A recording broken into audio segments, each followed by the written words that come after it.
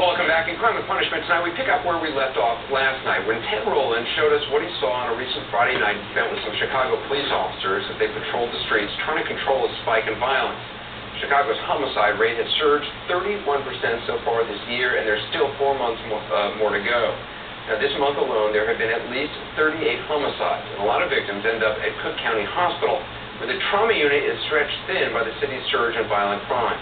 Ted spent a day with its doctors and nurses. Take a look.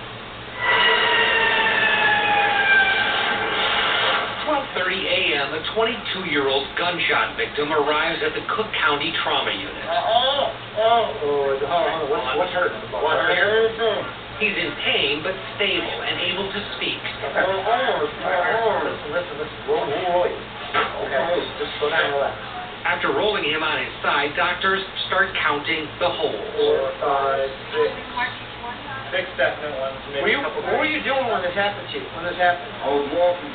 They end up finding 13 bullet holes. Each one is bandaged until doctors can see the x-rays. Then they'll need a plan to save this man's life.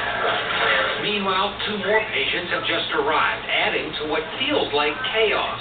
To the staff, including attending physician Dr. Andrew Dennis, it's just another normal day in a Chicago trauma unit. Patients come in and they come. It's like machine gun fire. You can expect this to happen every single night. Like the city of Chicago's homicide rate, the Cook County Trauma Unit's patient count is up about 30% from last year. On this night, there'll be 7 gunshot victims and 2 stabbing victims. That's in addition to 18 others involved in battery cases or motor vehicle accidents. Upstairs in the operating room, a 29-year-old gunshot victim is in surgery. Can I have a big Richardson, please? Doctors opened up this man's stomach and removed this 9mm bullet. He has damage to his intestine and tailbone, but is expected to survive.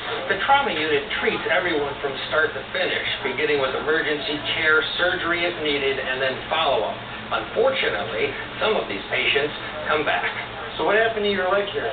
New wounds reveal old ones. The x-rays for the gunshot victim in bed 2 show gunshot pellets from a previous shooting. So now I got metal all over him. I don't know what's new and what's old. And look at this man's scar. It shows where he was shot at point-blank range with a shotgun last year. Dr. Dennis handled that case. Close your eyes. There are some patients that can be difficult to deal with. This guy was stabbed by his girlfriend and came in intoxicated. What's up, Luke? What's up, baby? Security is high. Some patients have police officers actually with them, trying to get information from them as they get treated. A group of detectives showed up to talk to the victim with 13 bullet holes, who, according to the x-rays, may now have a major problem. So how did this get here is my question. Gotcha. It either went this way or it came up from the arm. A bullet in his shoulder may have traveled through his chest, which could be life-threatening, so Dr. Dennis orders more x-rays. Dying is common here. These death packets with information for families are sitting out on a table ready to use. There's a lot of death that happens here. It's unfortunate. Not all of it is violence, but a good portion of it is violence.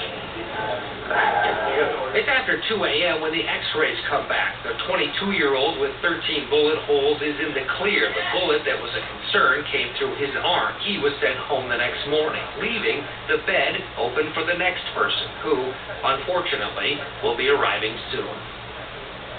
Ted, is this the only trauma unit in the city? No, actually there are 5 level 1 trauma units in the city of Chicago. 3 of the 5 Anderson have seen an uptick in business, unfortunately, because of the increase in violence on the streets of Chicago. Here at the Cook County Trauma Unit, they see an incredible 5,000 patients a year. Wow, amazing. Ted, I appreciate it. Thanks. The photos are making